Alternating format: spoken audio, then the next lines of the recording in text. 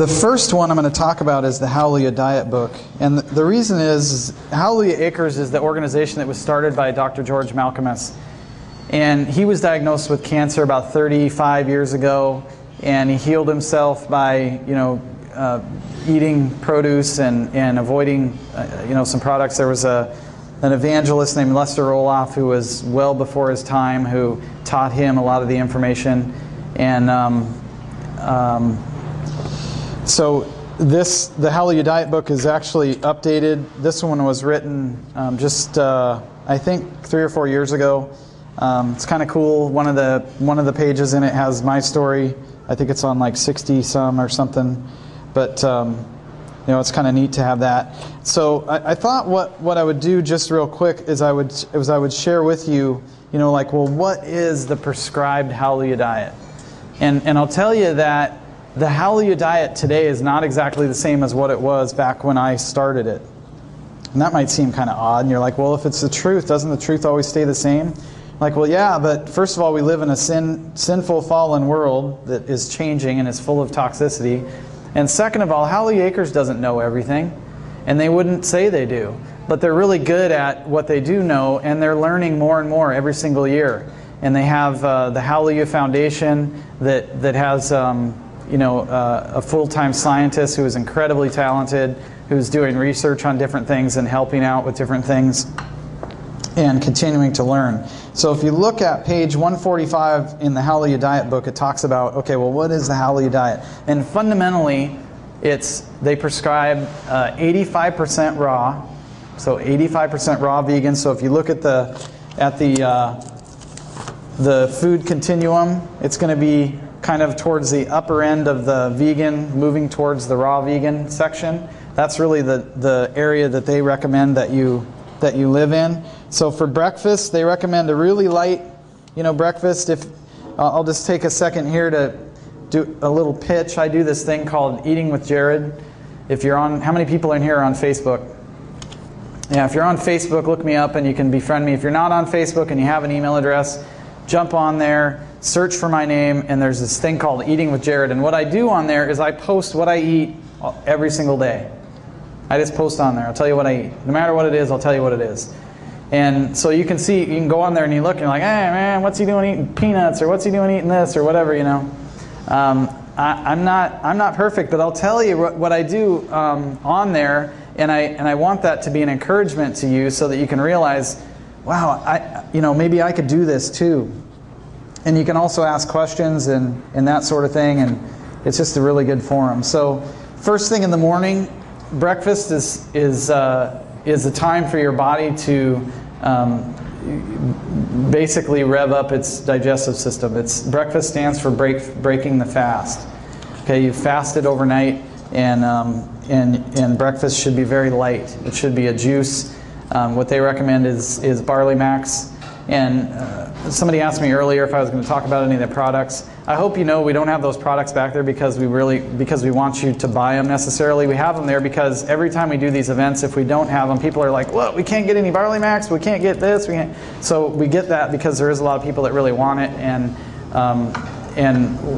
we order a lot of it from Hallelujah Acres, and so people tend to rely on us for a lot of that. But we do recommend Barley Max is a food, it's not a supplement. It's a whole food, and I'll talk more about that when I get into Eat to Live. So mid-morning, carrot juice, maybe a light snack. If you're just beginning, you might look at some Fiber Cleanse.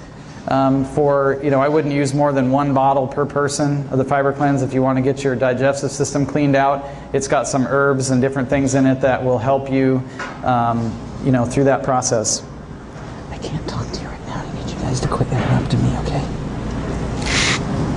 So that's what happens, and then there's also another product called B-Flax D, which they say, hey, you can put that in a little bit of juice if you want. The reason we have the B-Flax D is not because it's a core product for Hallelujah Acres necessarily, but it definitely is a core product for anybody who lives in the Northwest, because we don't get enough sunlight for our bodies to rejuvenate and to build the vitamin D, it's actually a hormone D. which the way it's built is by getting sun exposure onto your skin. You know, if you have a sunny day, you know, put a short sleeve shirt, get some shorts on, you know, get your body out in the sun as much as possible. And especially in your eyes. Even though it might feel better to wear sunglasses, try to get some time where your sunglasses are off and the sun is being able to shine into your eyes, because that's like double or triple the production result for vitamin D is getting that sunlight into your eyes. And that, if you watch, if you search on King 5, they did a special on our diet, or on us overcoming cancer, or it was actually on skin cancer, and it was kind of interesting because they opened the hour-long show with like 7 or 8 minutes on our family. And we talked about, okay, here's a guy who had, you know, terminal skin cancer. And what did he do? He changed his diet. And he got lots of sun exposure. Guess what they spent the rest of the show talking about? Talking to people who'd never had skin cancer and how much they need to lather up and lather their kids up with you know, sunscreen. It's wrong. You actually need the sun exposure in order to prevent cancer and to fight it. You need that vitamin D. We don't get a lot of it here in the Northwest. Plus, we dress like this. We're like totally covered up. And so even what sun we do get or what gets through is not getting all that much activity for us. So the B-Flax D helps with that.